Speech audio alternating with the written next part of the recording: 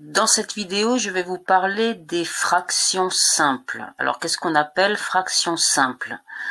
Parfois, pour mesurer des objets, le nombre d'unités que l'on utilise pour les mesurer ne tombe pas forcément sur un nombre entier.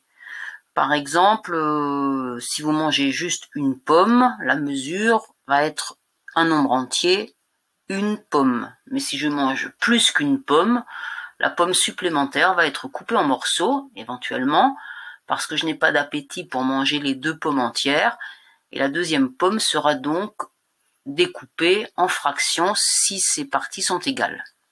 Donc en fait, on appelle fraction simple la chose suivante. Lorsqu'on partage une unité de mesure en parties égales, chaque partie obtenue s'appelle une fraction d'unité.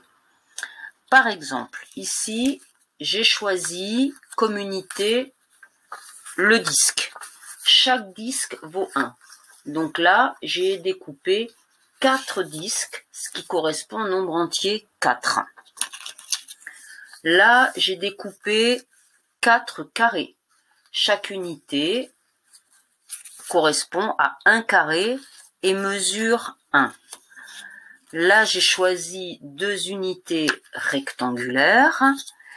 Et ici, j'ai choisi des unités symbolisées par des rectangles, mais en réalité, on va considérer que ce sont des segments. J'ai découpé un bout de papier pour la manutention, tout simplement, c'est plus facile à tenir en main. Donc, si on reprend la définition, par exemple, je vais prendre le disque. Lorsque je partage le disque en 3 parties égales, donc une partie, 2 parties, 3 parties, j'obtiens chacune ici, donc 3 parties différentes, pardon, elles ont toutes la même taille et chaque partie s'appelle une fraction d'unité. Cette fraction d'unité s'écrit 1 tiers. Pourquoi 3? Parce que l'unité a été partagée en 3 parties égales. Donc cette partie mesure 1 tiers, cette partie mesure 1 tiers, cette partie mesure 1 tiers. Si maintenant je m'intéresse à cette unité carrée, cette unité carrée, par exemple, je peux la plier en deux parties égales. Chacune des parties mesure 1/2. Pourquoi 1/2? Parce que l'unité a été partagée en 2 parties égales. Et pourquoi 1? Tout simplement parce que je m'intéresse à une seule de ces parties. Dans cette même unité, je peux, par exemple, la couper en 2. Donc j'obtiens déjà des demi, que je ne vais pas écrire de suite. Mais je la recoupe en 2, ce qui va me donner 4 parties égales. Comme ces parties sont égales, chacune des parties mesure 1/4, ce qu'on appelle aussi 1 quart. Alors, 1/4 se lit 1 quart, 1/2 se lit 1/2, 1/3 se lit 1 tiers. De ce qu'on vient de faire, 1 tiers plus 1 tiers plus 1 tiers est égal à 1. Voilà le disque. Égal à 1, mais c'est aussi égal à 3 fois 1 tiers. De la même manière, 1/2 plus 1/2 est égal à 1, c'est-à-dire 2 fois 1/2. 1 quart plus 1 quart plus 1 quart plus 1 quart est égal à 1, qui est égal évidemment à 4 fois 1/4. Donc voilà déjà pour ces unités que j'ai choisies.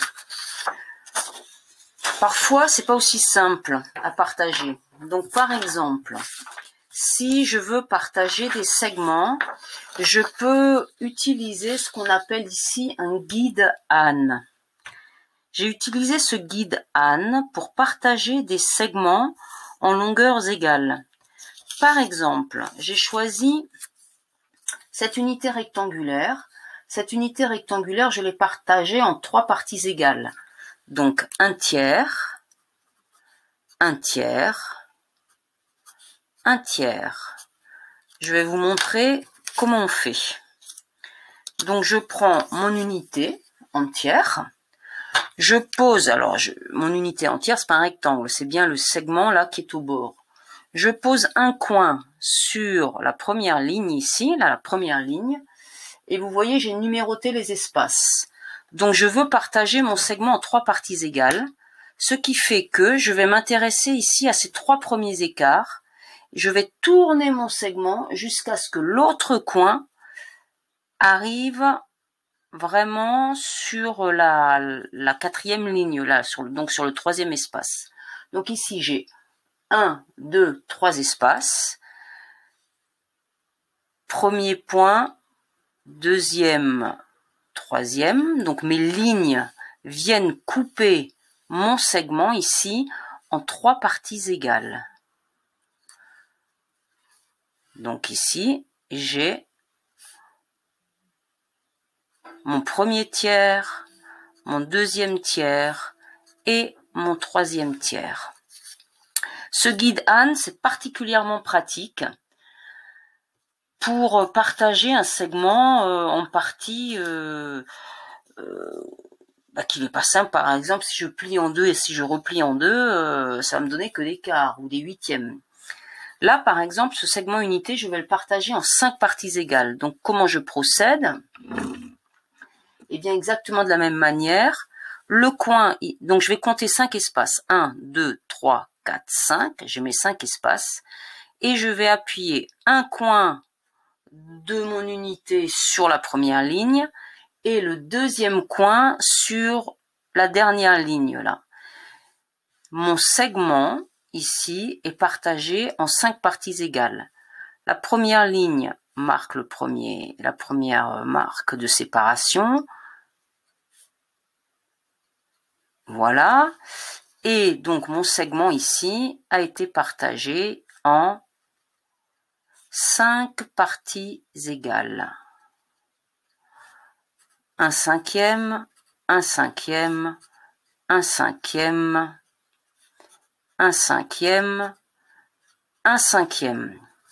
Évidemment, il faut que les lignes de mon guide Anne soient régulièrement espacées. C'est pour ça que j'ai utilisé une feuille de papier quadrillé pour tracer mes lignes horizontales. Je pourrais de la même manière partager, c'est pas facile de partager en 7, donc le guide Anne va être extrêmement pratique pour partager un segment en 7 parties égales, en 7e. Donc là, je vais m'intéresser ici à ces premières lignes ici, les 7 premières, les 7 premiers espaces plus exactement.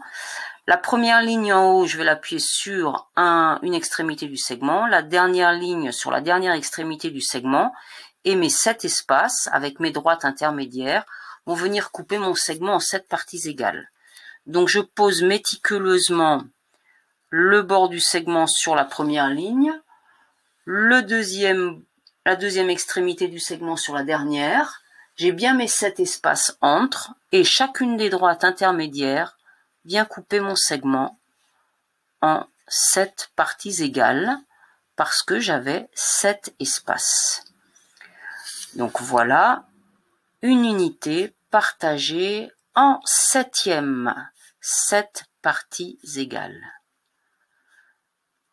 Une chose est à considérer, pour parler de fraction, pour parler de 7e par exemple, il faut vraiment que l'unité soit partagée en 7 parties, mais que ces 7 parties, impérativement, soient égales. Sinon, on ne pourra pas parler de septième.